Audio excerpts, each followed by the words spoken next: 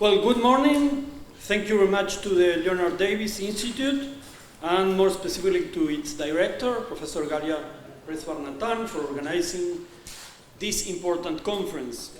I'm Daniel Weiner, a lecturer at the Department of IR and the European Forum of the EU, and a former postdoc fellow at the Davis Institute. And I'm honored to serve as the chair of this panel. While the previous roundtable addressed the notion of international order and consequently of the liberal international order, or LIO, in this roundtable we seek to generate a stimulating discussion on the multiple illiberal challenge to the LIO, or what we'll call the state of the LIO, and the possible strategies to face this challenge, what we'll call the state for the LIO. For me, the LIO is getting closer to its meaning in Spanish. Not a LIO, but a lío, a mess, or in Hebrew, balagan.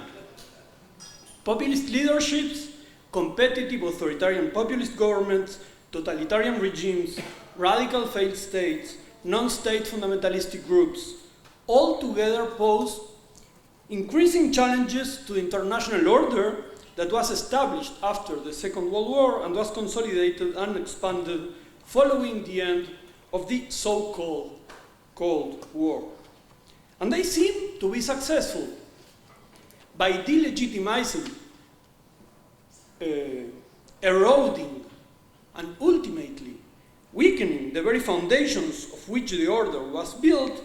These actors are making, or appear to make, of the LIO a lío. They are turning the liberal international order into an illiberal transnational or interpeople disorder in this, as you referred previously, Professor Adler, in this transition between overlapping world orders. To discuss this topic, we are honored by the participation of 4 prestigious scholars. Professor Benny Miller from Haifa University, I represent you later. Professor Karin Agestam from Lund University of Sweden. Professor Michael Barnett, George Washington University, and Professor Sarah Khan Nizar from the Open University of Israel. Professor Stephanie Hoffman has apologized for being unable to attend due to a national strike in Florence, Italy. So, as mentioned, this roundtable is structured around 2 clusters of guiding questions. We'll first deal with the question of the challenges, the state of the LIO, offering 10 minutes for each participant, and then we'll turn to the question of the potential solutions, the state, the different actors, international actors, for the LIO, 5 minutes for each participant. For the first part, we are asking to focus on one specific challenge, based on your own work and your own experience. What is that challenge? What element or elements of the liberal international order is it challenging? Is this a new challenge, an old but intensifying challenge, a built into the LIO challenge? How detrimental is this challenge for today's LIO? And to address this, I propose that we proceed according to the program, or the order of the program. We'll start with Professor Benjamin Miller. He's a professor of international relations and the director of the National Security Center at the University of Haifa. His latest book, entitled Grand Strategy, From Truman to Trump, and published by the University of Chicago Press, focuses on explaining changes in US grand strategy. His current book project, under contract with Oxford University Press, seeks to explain war and peace in the 21st century.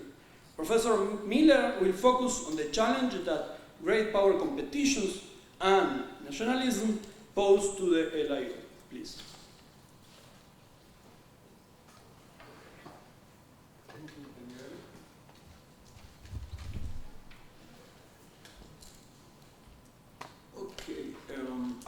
I would like to focus on the major challenge to the liberal international order, the emerging of nationalism, but in 3 key manifestations. One manifestation is the rise of great power competition.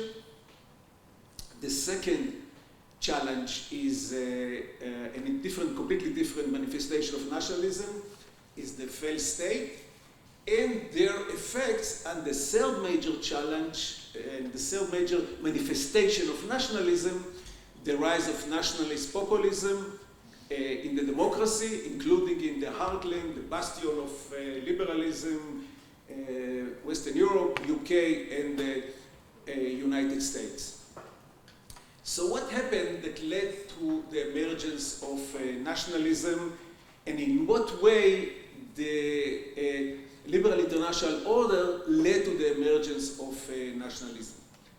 After World War II, the United States constructed a limited liberal international order in the West. And beyond that, it behaved in a very realist way, including removing democracies from power and replacing them by non-democratic, even authoritarian regime. However, after the end of the Cold War, under unipolarity and the feeling that liberalism won the day, and the United States is so powerful, and liberalism is universal, the United States tried to liberalize the world, to make the world in its own image. In the 1990s, it was mostly in peaceful ways, but it was directed towards, especially towards the other emerging great powers, at that time not fully great powers, China and Russia. Then, in the 21st century, it used more violent means, more coercion, in trying to impose democracy on a number of states. So what happened with these efforts to make the world in its own image, and what were the consequences of that for the rise of nationalism and its challenge to the liberal international order? So the United States did have some success, especially with China, globalization, trade, economic rise, and so on. However, the basic goals and objectives of the United States to liberalize China and to moderate its foreign policy in order to integrate it, engage it in international institutions and so on, didn't succeed, especially in the second decade of the 21st century under Xi Jinping. The Chinese much more coercive behavior, and obviously moving away for any remnant of democracy or even moderation also in domestic policy. In Russia, more or less the same, culminating obviously with the invasion of Ukraine. So what is the role of nationalism here? To some extent, these great powers, Russia and China, reacted to what they saw as America aim at regime change, which was accelerated also, as we'll mention, in the second decade, or in the beginning of the 21st century in other states, trying to democratize them by use of force. But the color revolution in the post-Soviet region, and also the attempt to democratize state also in Asia, created the sense in these powers that the United States is aiming at regime change. And nationalism can serve potentially, especially in countries which don't hold regular election, as a substitute legitimizing mechanism. So the rulers of both Russia and China definitely saw nationalism as a replacement to holding free and fair election in their country.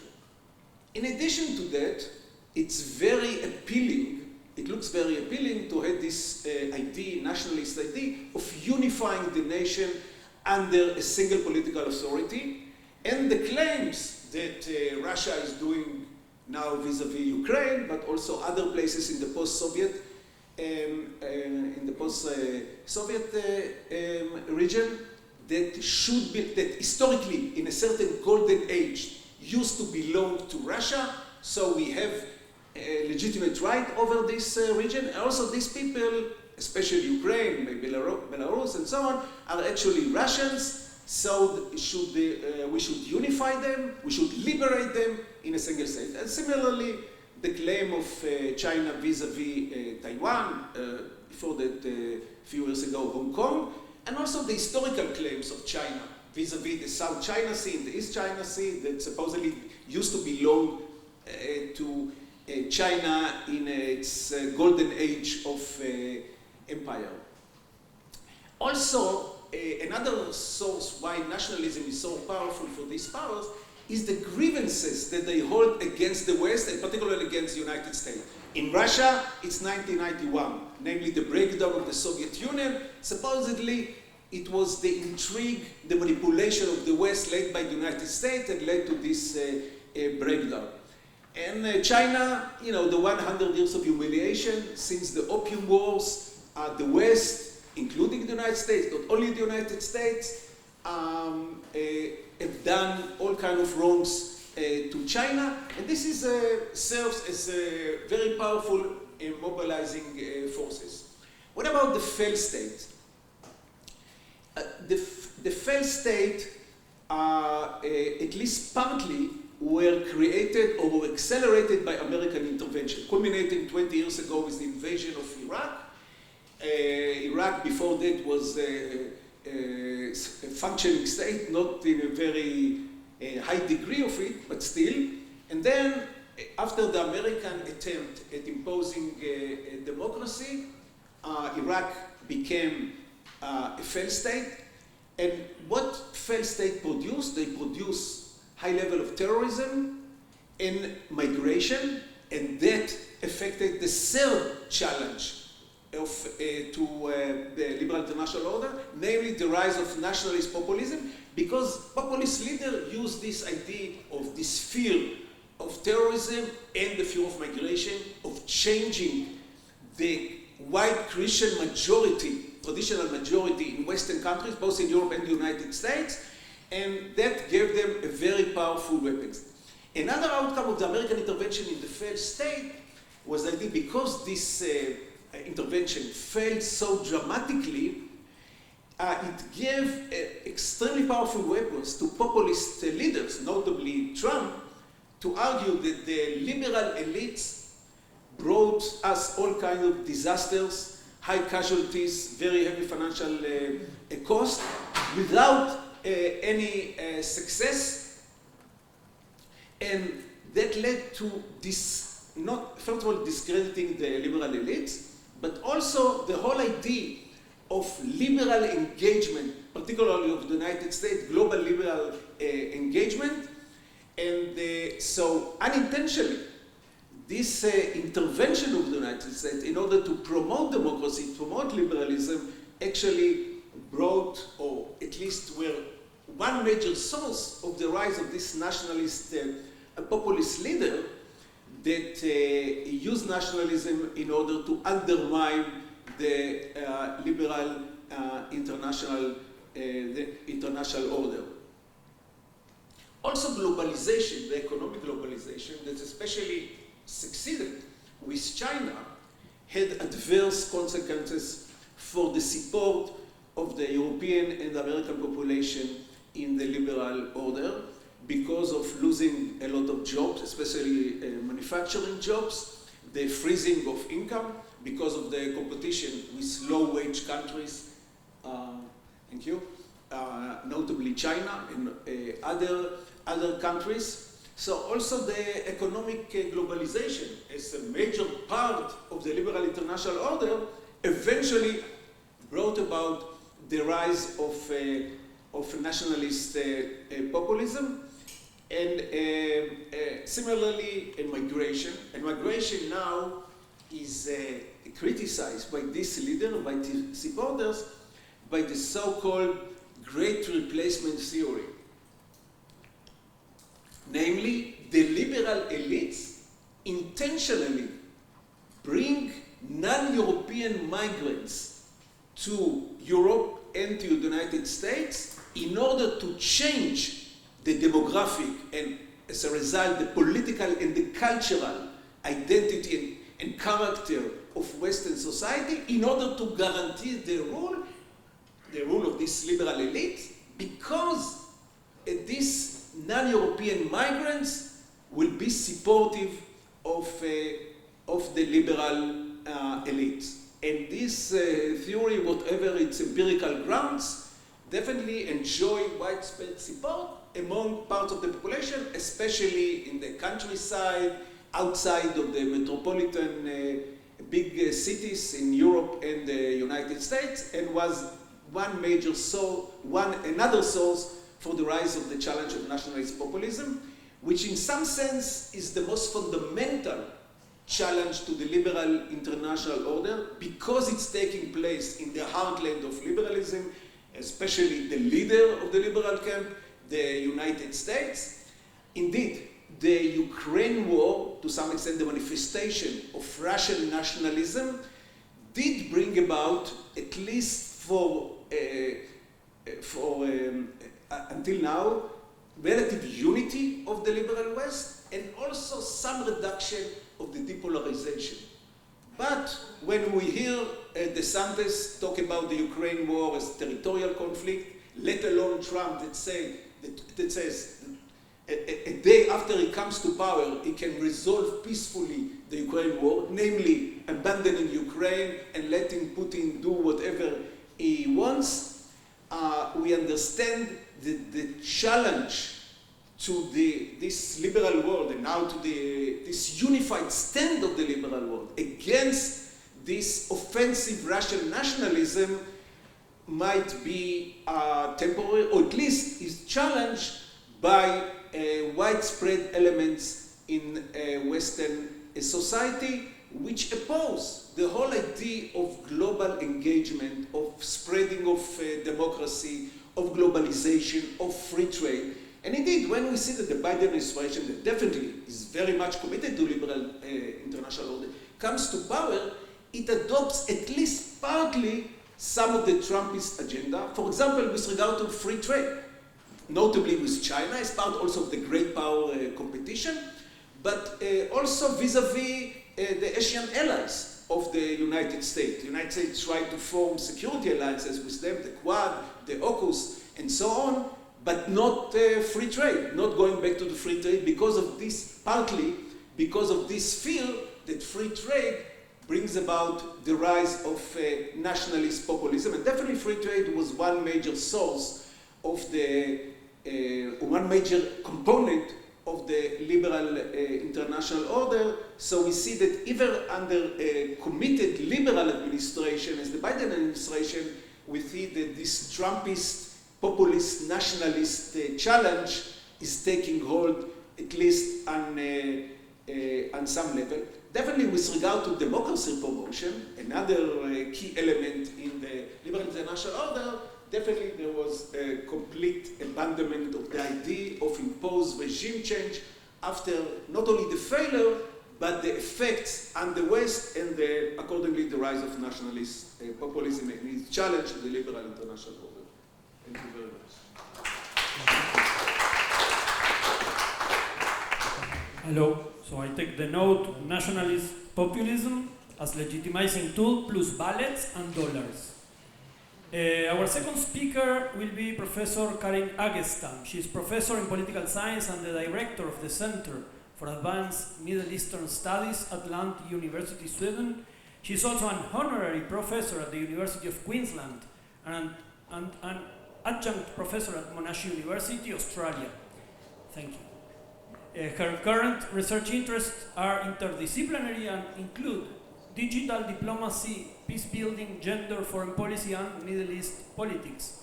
Professor Agestam will focus here on the role of gender in the LIO, and more specifically on the contestation against gender equality. The floor is yours. Okay, thank you very much. I actually was standing up because we had the light right in the eyes, so I probably could see the audience here. But so it's good that you turned off.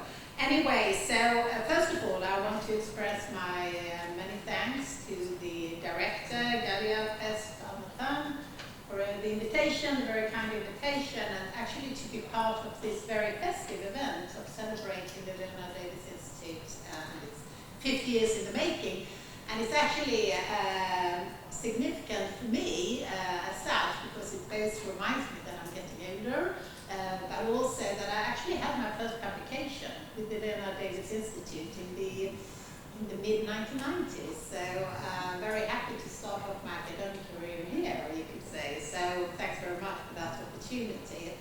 I think, I'm not sure if you were the director, I know it was Sasson Sofel, who was the director of the Leonard Institute. So I'm very happy to be back here and to speak on something that I think we all feel, both personally and professionally, very engaged with in these discussions.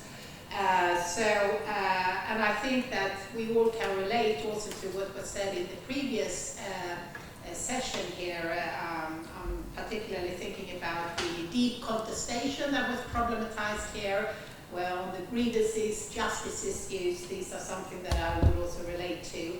The enactment of practices by Emmanuel, talking about gender games, that I will talk a little bit more about. The architecture of order, norms and values that Alex elaborated upon, and as well as the importance of narratives, that's what so very rightly emphasized. So my take here, and bringing in a sort of an additional perspective here, is really to emphasize the patriarchal power structures inherently in the liberal international world order. And I think that that is sort of the starting point of my talk here. And it's also by emphasizing how gender, and I think that even the one who may be having some question marks here sometimes in regards to feminist perspectives, would still agree on the fact that gender today is very present in political discourses. It's every second statement by Putin in his justification of the invasion of Ukraine is mentioning gender. Gender related to the West and how the order of things is in turmoil in the West, in Europe, due to how gender is perceived.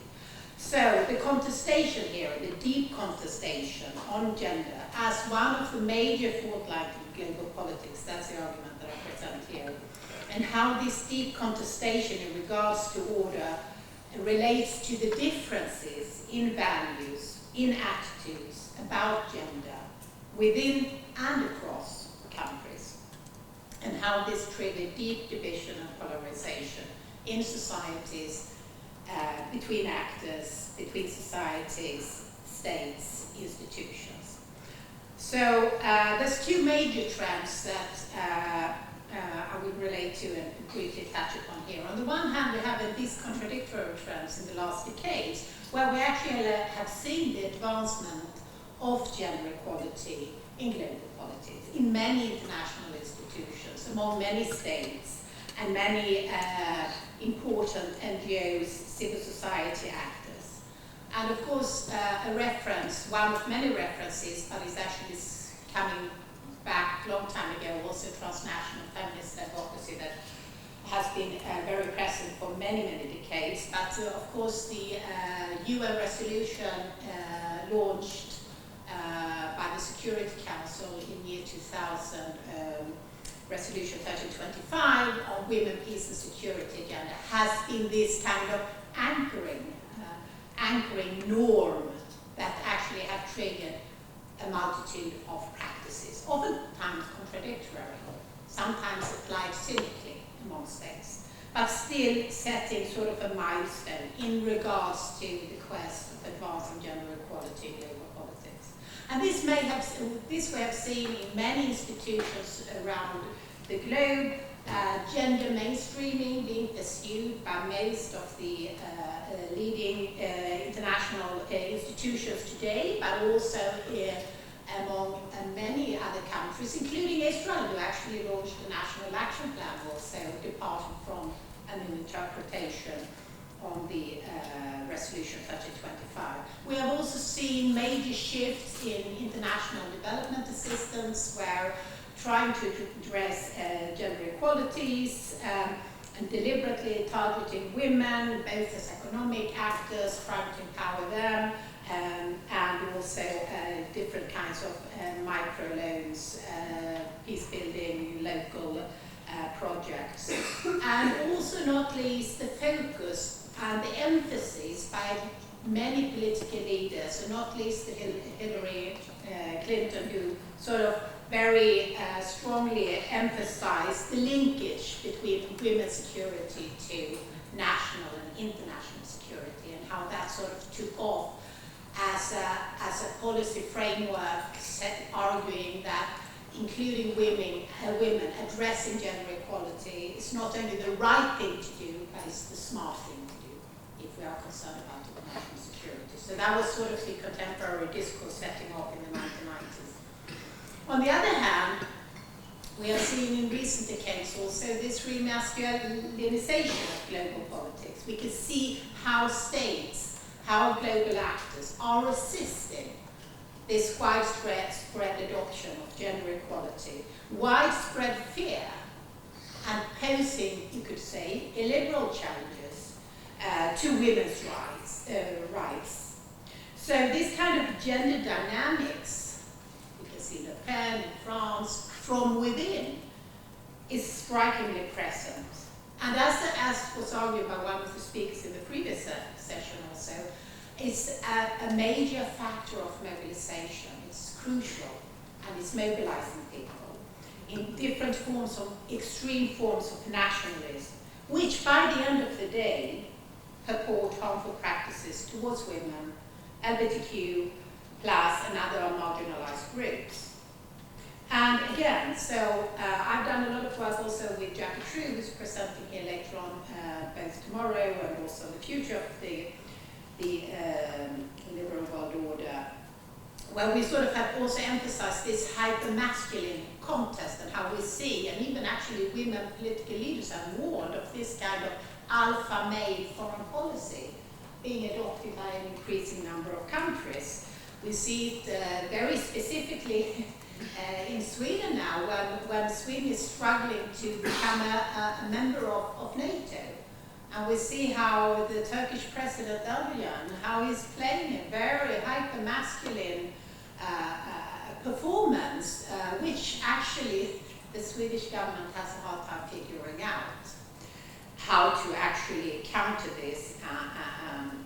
But what unites all these hyper-masculine contests is precisely the point of misogynist forces and also mobilizing as defenders of conservative religious values, and by the end to restore what they consider being the natural order of things. So what is defining features of hypermasculinity is the gender hierarchy, the aggression, the control that reinforce marginalization, gender-based violence, suppression of diverse masculinities, not least, again, in order to restore male domination. So our argument here is that Jackie and I, when we have been trying to problematize these sort of anti-gender norms, pro-gender norms, patterns of practices that we are seeing globally, is our interest to understand how global actors actually try to navigate this very complex international social world of gender symbolism and gender practices. And that's where we sort of came up, and I will end with that note, since I only have 2 minutes, with this notion of gendered games, gendered multi-level games, in order to understand the power and authority that is actually gained by being able to harness these kind of gender dynamics in global politics.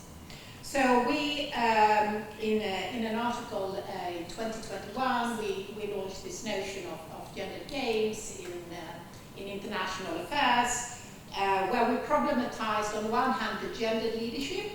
So we focus on what is taking place between and among individual political agents, emphasizing the gender beings of women and men and others in foreign policy and global politics, and how they actually deploy gender images, languages, actions, projections of masculinity and femininity and power.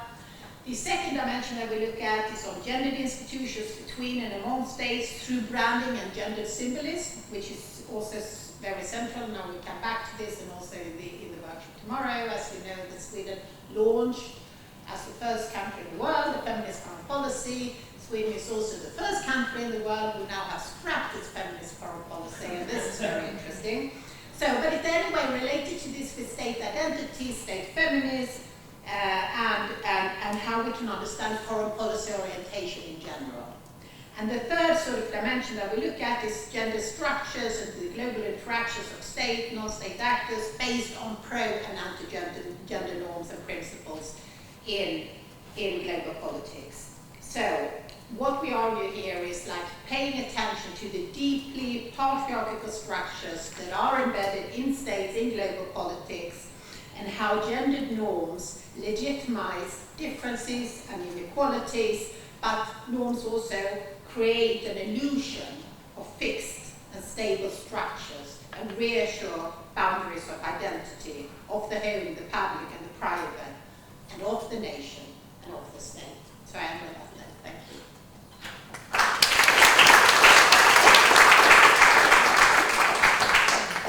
Thank you very much, Professor Agelstam. We now pass the ball over to Professor Michael Barnett.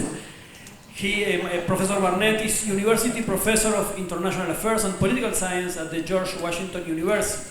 His research interests span the Middle East, humanitarianism, global governance, global ethics, and the United States, and they can continue. His most recent book, number 18, if I count correctly, okay, is the co-edited The One-State Reality, What is Israel-Palestine, which was published this year by Cornell University Press.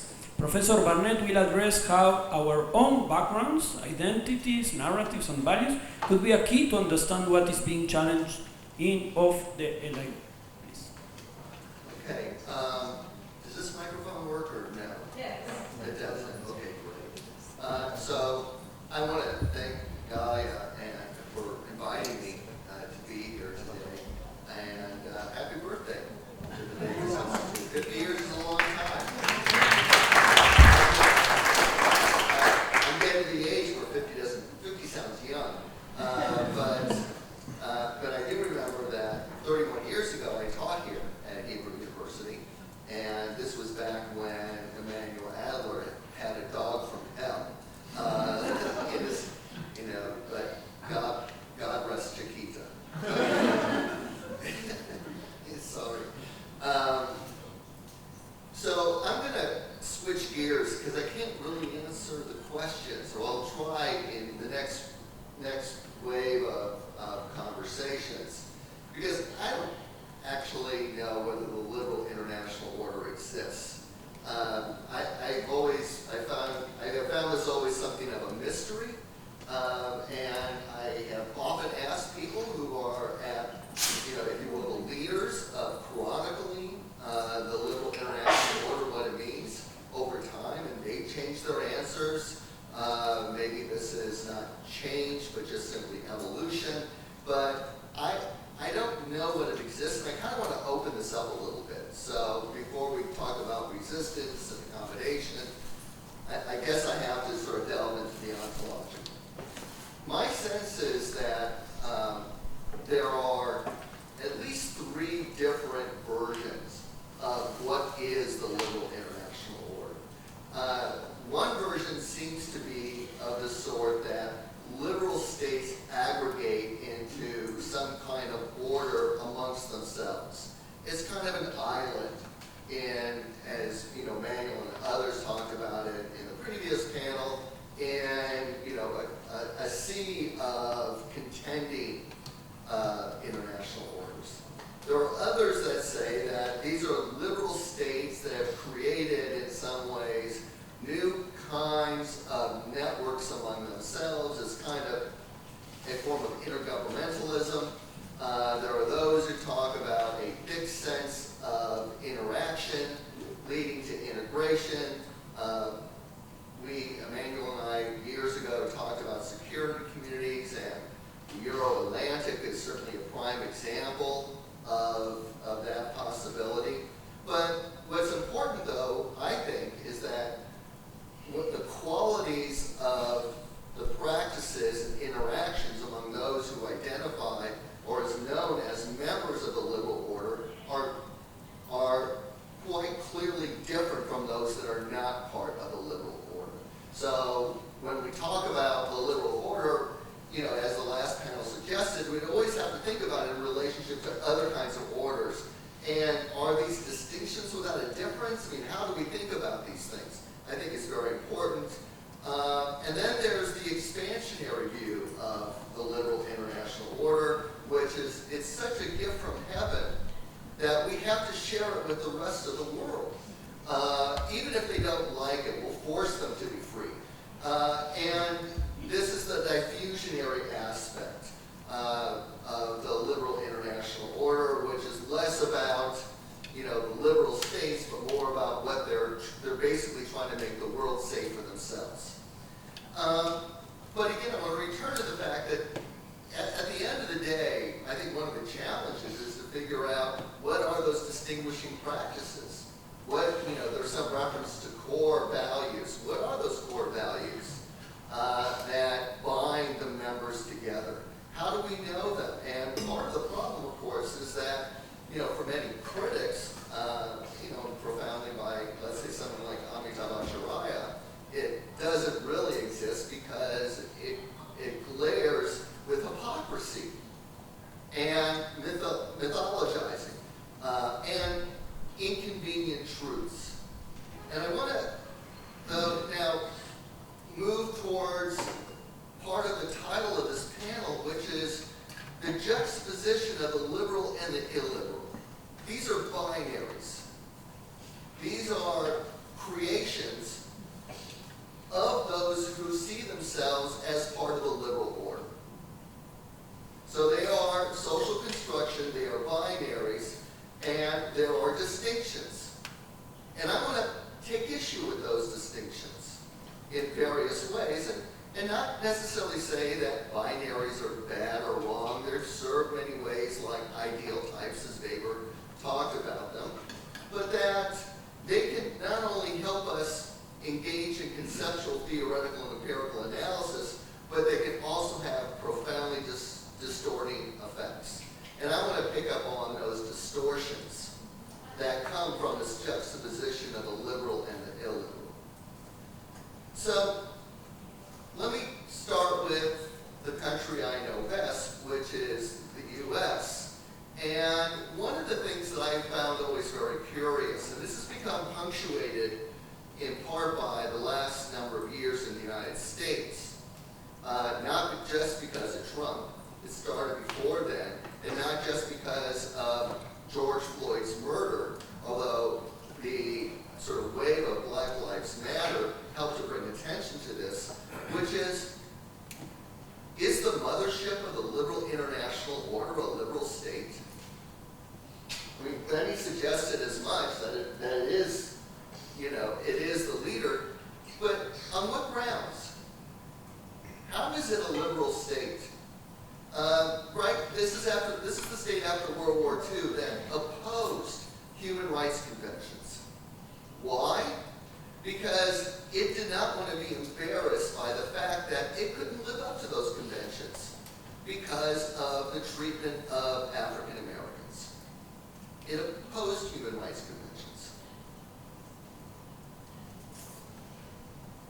For many people, America didn't become a democracy until at least 1965, with the passage of the Voting Rights Act. It's still an incomplete democracy in many ways, and anybody who's followed the U.S. knows that, whether democracy should exist or not is going to be the primary theme of the next election. And then, lastly, there is that sense in which, liberal states, although they're often, thanks to the democratic peace theory, in which liberal states are associated with peace, you're going to have to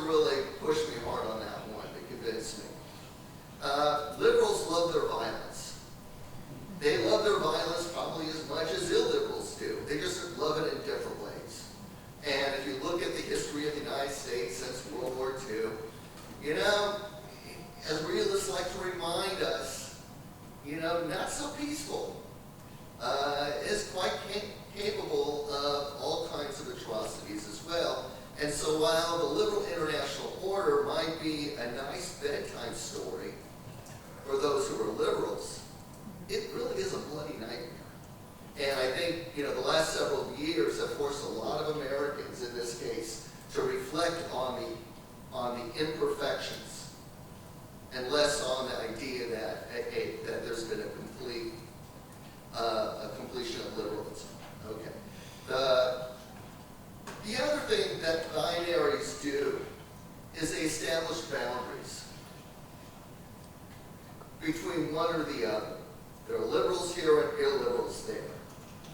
And, you know, these boundaries could say they're just different, but they are differences. And oftentimes these binaries also generate relations of superiority and inferiority. And that is often what happens. And the liberal international order, in many ways, is just a continuation of all the other binaries that we've seen since the 19th century, from civilized and primitive states, from even John Stuart Mill, the godfather of liberalism, who talked about liberal countries versus the barbarians who were like children. And so this continues on, and there's still similar kinds of statements today. There are as well, not only with these differences, and one European Union High Rep just recently called Europe a garden, as opposed to the rest of the world, those others, as a jungle of lawlessness. What do? You need to protect yourself from that jungle. There are going to be mechanisms of inclusion, but also exclusion, which reminds us as well that liberalism has its own hierarchies. There are ranking of these, of those who are members, and those who are not. And so, you know, I think one of the challenges then is to see the stratifications within this liberal international order. We might want to accept it, we might want to applaud it, we might want to criticize it, but I think overall those hierarchies still very much exist. And I think that's a challenge in any kind of conversation that is attempting to unpack this kind of international order. I'll stop. I didn't want to stop, but I was told to stop. So I'll stop there. Thank you. Thank you very much, Professor Barnett. Last but not least is the time of Professor Sarah Nisser. She's a professor of international relations at the Open University of Israel and has held appointments at the University of Berkeley, New York University, and the Israel Democracy Institute. She is the author of the first Hebrew textbook on the European Union and has published numerous articles in journals, including International Studies Quarterly, Review of International Organizations, and Journal of Peace Research. Professor Nisser will speak about the current challenges facing the human rights agenda in general and international human rights institutions in particular. Thank you. I'd also like to thank Galia for putting together this very nice celebration of the 50th anniversary of the Davis Institute and for inviting me to participate. And also to congratulate you for putting together what was originally supposed to be a majority female panel. Had Stephanie been here. But nevertheless, a gender balanced panel, which is not something that you see very often in IR. So I'm so happy to be part of this panel, and thank you for this. I think we should see such panels more often. So I'll be very brief in the interest of time. Just two caveats before I start, which relate to the previous panel. So I'm going to talk about one corner of that triangle that was mentioned between multilateralism and political liberalization and economic liberalization. So my research and my work refers mainly to the corner of political liberalization and specifically human rights. So I'm going to focus on that.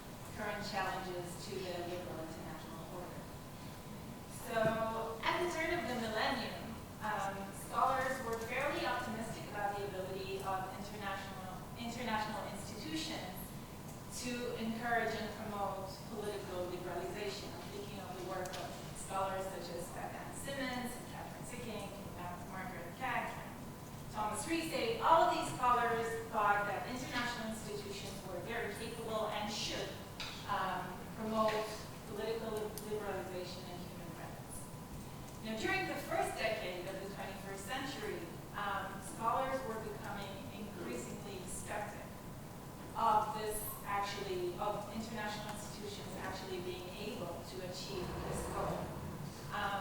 And I'm thinking of the work of Hathaway, Stein, Conrad, and Ritter.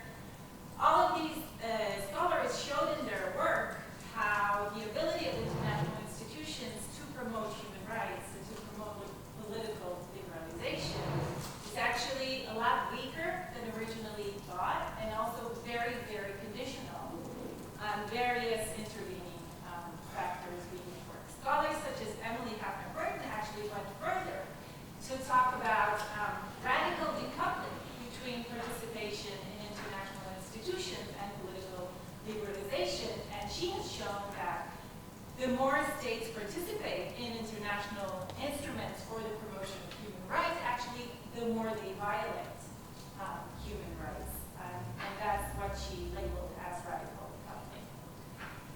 As skeptic as that work was, what all of it had in common was the belief that the problem is a design issue. So the international instruments and institutions were not designed in a way that enabled them to fulfill the task that we empowered them to do.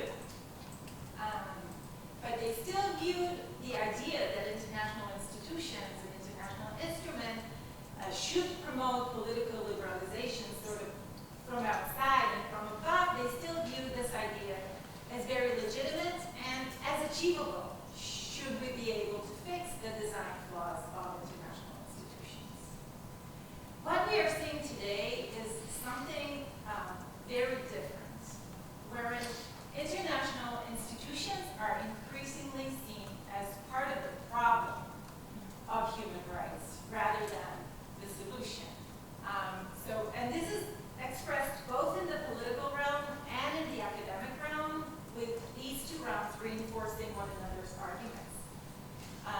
So in the political realm, we're seeing, we heard a lot about this both from Benny and from the speakers in the previous panel. We're seeing leading political figures in core liberal international order countries such as the US, the UK, France, questioning the idea that human rights should be promoted from outside.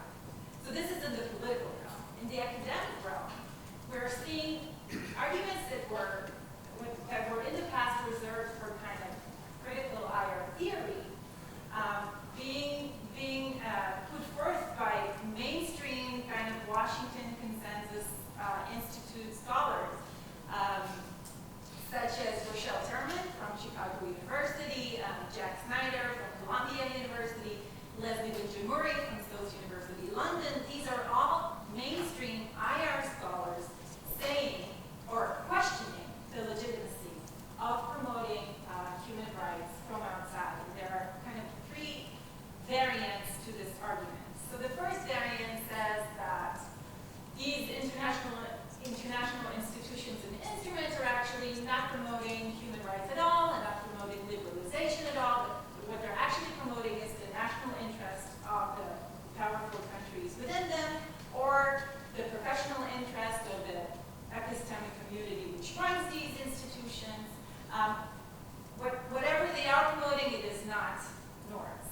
So that's one line of argument. Another line of argument says that the promotion of liberalization from outside or from above actually triggers kind of social identity threat dynamics and status threat dynamics, which actually do not promote human rights at all, but trigger, but lead to responses of backlash and entrenchment, which are counterproductive and which lead to worse human rights violations than before.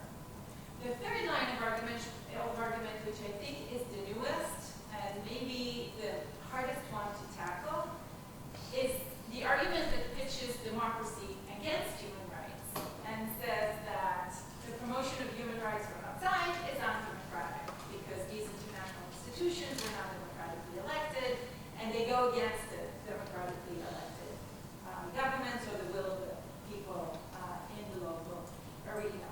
So while the challenge to the idea that international institutions should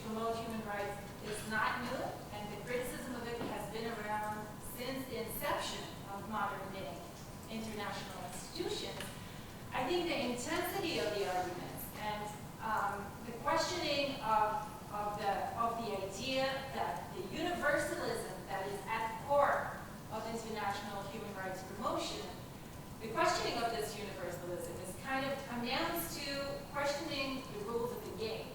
So the kind of the meta norms, the norms of the norms. And in this regard, I think this level of challenge is not new, but it's definitely much more intensive than we've ever seen in the past.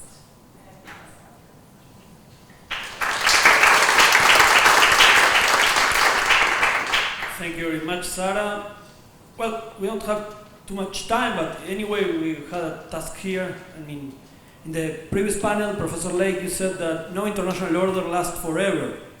But here we have a sort of normative bias because we ask you, in fact, to try to think regarding these challenges and contestations, what could we do to mitigate them or to improve, in your case, if there's no such a lie, also to make a real lie.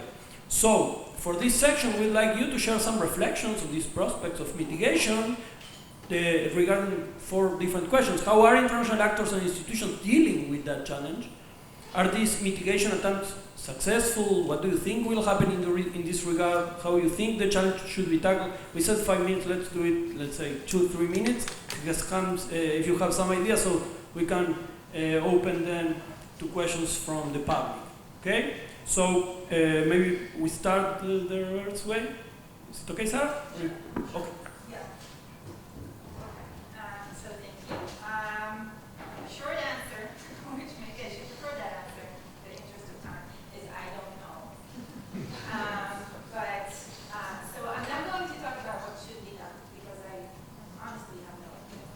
But I will talk about what the literature says will be done or will happen. So one option is for the international human rights agenda to focus on what I would call a kind of normative plurality, wherein, this is sort of embedded in the international human rights regime because it's so fragmented and because the originally perceived order of one human rights treaty, which embodies all human rights, was abandoned for a series of many human rights treaties. But this was always seen as a kind of compromise. But in the future, we might increasingly see this as the preferable solution, which allows countries to pick and choose, taking a kind of a la carte approach to human rights and to choose the kind of human rights that are compatible with their political, with their internal political order, and abandon other human rights. So that's one option. Another option is the politics of red lines, so the international human rights regime focusing on a very low common denominator of human rights.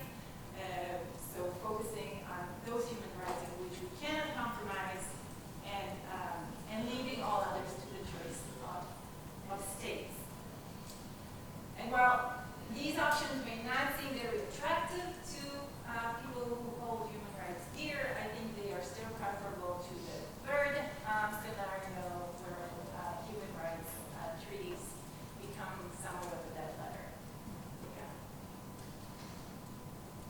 Yeah.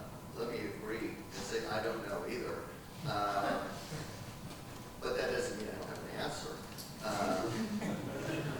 So let me just, part of this for me, I just, sort of the way I see the world is part of the way I answer it. And, part of the liberal international order, liberalism in general, offered progress. I mean, I always thought progress was one of the constitutive elements of liberalism.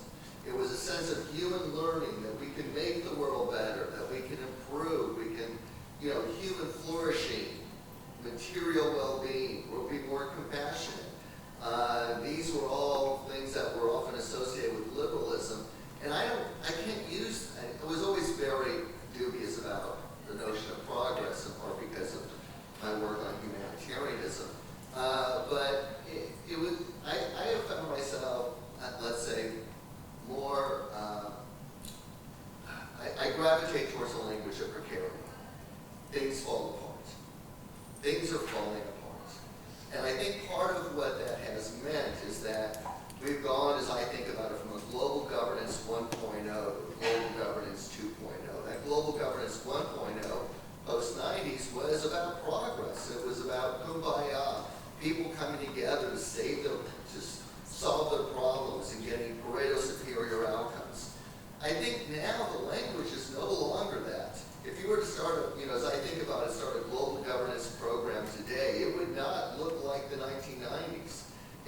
fact, I think the language that would guide us would be, in many ways, would be that language of risk, which is now prominent throughout our discourses on global governance and social order.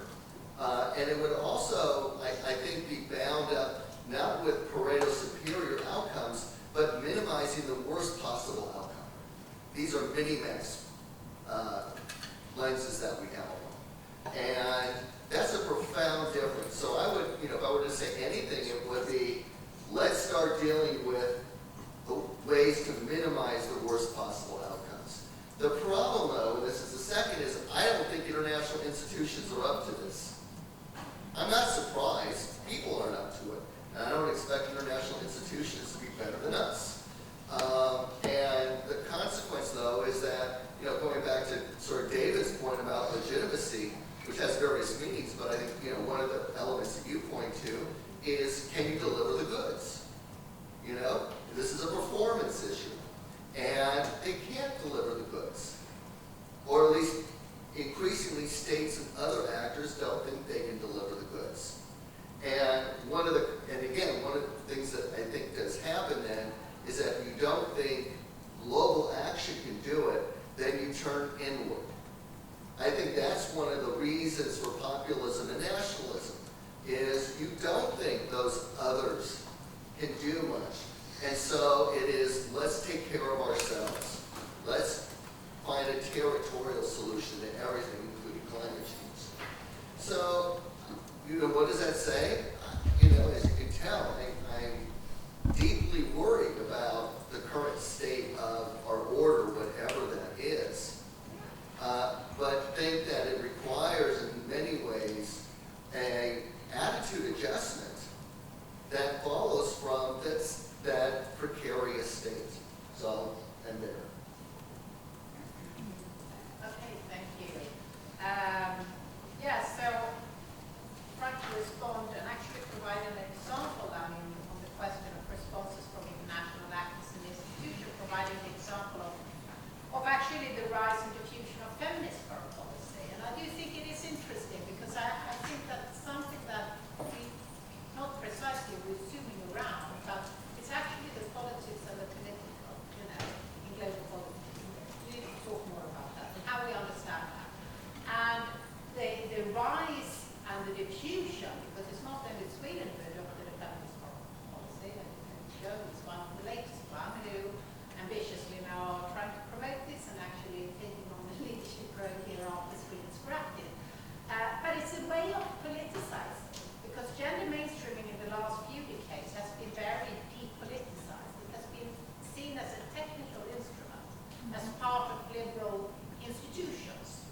So Sweden's, you could say, it was actually quite a radical foreign policy change, quite unprecedented. It was a way of politicizing by raising attention, framing the issue on gender equality, claiming to become the strongest voice for gender equality, with full employment, human rights for all women and girls, and focusing in on three areas, often referred to the 3 Rs. So focusing on representation, strengthening women's participation in diplomatic decision-making, and ensuring their presence and influence in peace-building civil society at large, focusing, zooming in on rights is the second area, looking on women and girls' enjoyment of human rights, bodily integrity, and also gender violence and misogynist discrimination. And the third are referring to resources, focusing on gender inequalities and the allocation of resources for the promotion of gender equality and equal opportunity for all human beings, women and men and many other groups.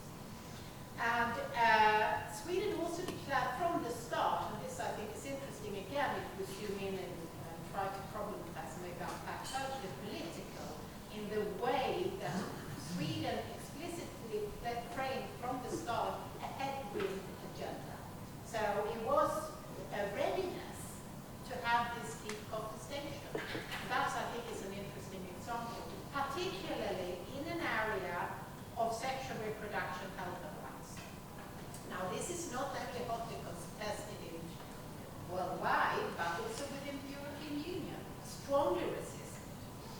Sweden put it out there, framing it as a headwind agenda, and has since we have another project on digital diplomacy where we have moved on digital contestation. So there have been all these various global contestation digital campaigns. WikiGap, She Decides, contesting immediately the global gag rule by the US, reinstating the global gag rule. So, but on the other hand, this has also meant, and that sort of relates very quickly to the problem, and actually you could say the spiraling that was referred to in the other panel about change and how things are fluctuating, and how, as in the case of Sweden, it's now looking inwards, as Michael was saying, has now decided we need to look inwards, we have to be trained, we need to make dramatic changes. There are dramatic changes taking place in Sweden in regards to priorities, in regards to development assistance, in foreign policy, major ones.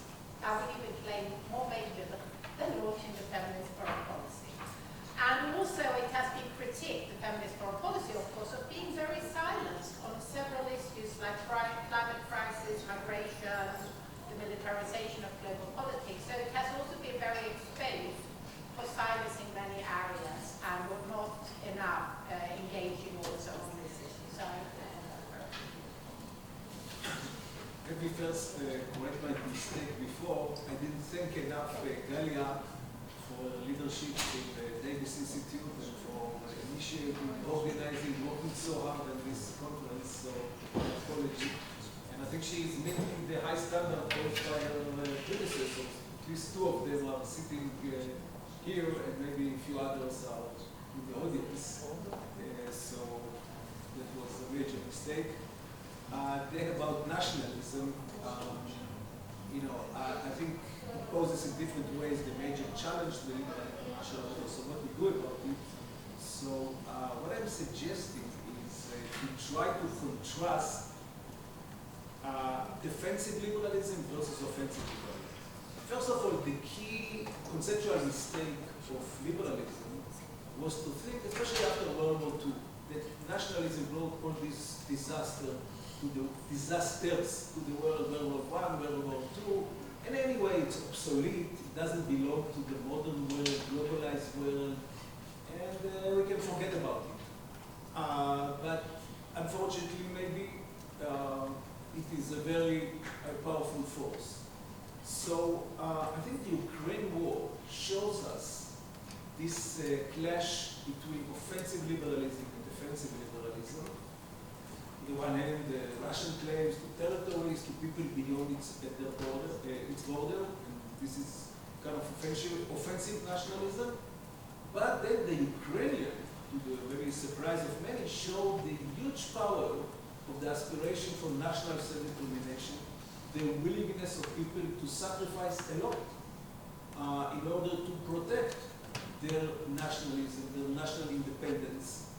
So that may be the challenge to liberalism, is try to make the link between this kind of defensive nationalism with democracy, with liberalism, and to show it maybe also to the global south, because now the global south poses a major challenge to liberalism. It's the emerging force in international politics. And even though some of the leading countries in the global south, like India and Brazil, for example, are democracies with free and fair elections, but they are to a large extent, maybe Brazil only until Bolsonaro, I'm not sure about Lula, but India definitely under Modi is moving rapidly toward illiberal democracy in a major way.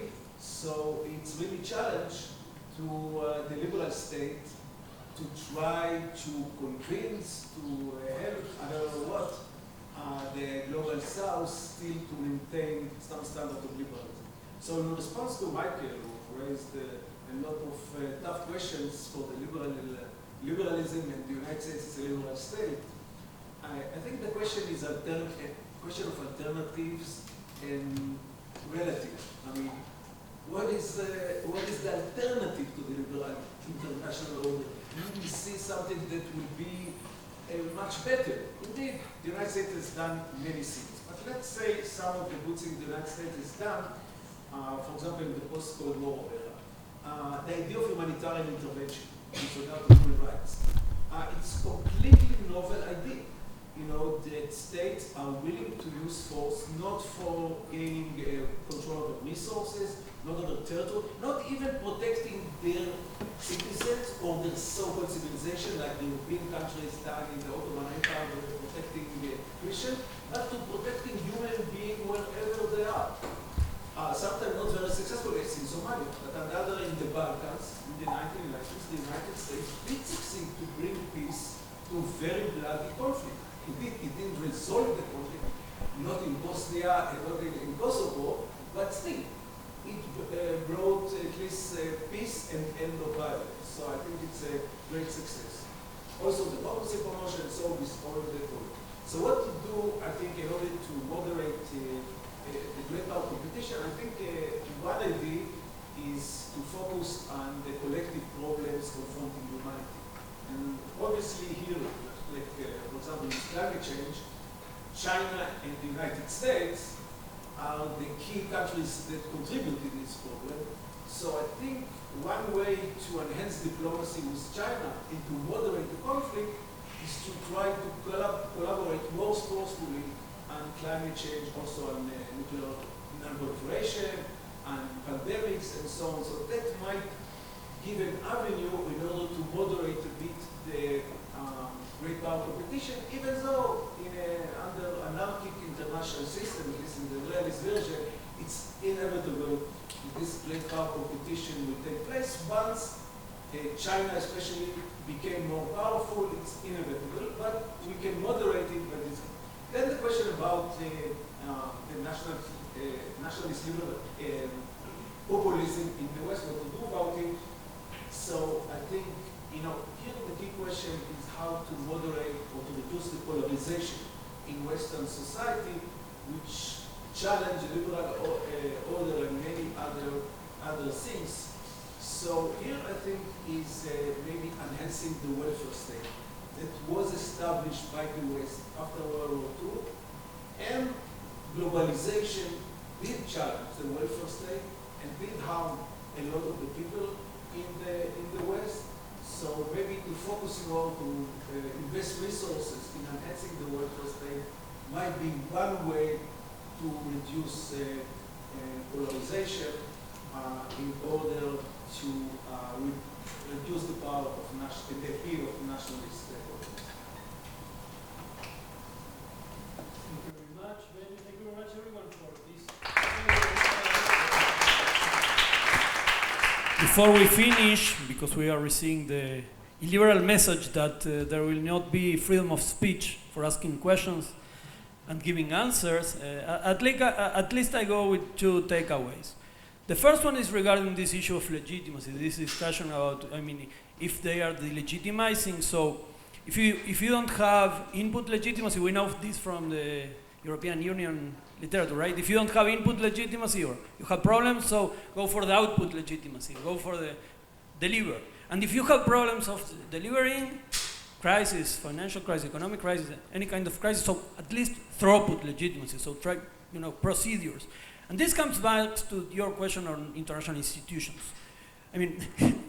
Playing with this idea of designed to fail. Maybe the problem is that international institutions were designed to fail, or if not, what could be done in this sense, maybe to improve? If there's such a layer, to improve it and or reconstruct it in a better way. So we go out from this roundtable with a lot of questions, but we have lunch ready, so thank you very much. Sorry? We'll continue, and for sure you can ask questions to our participants. Thank you very much for being with us. Thank you very much now. And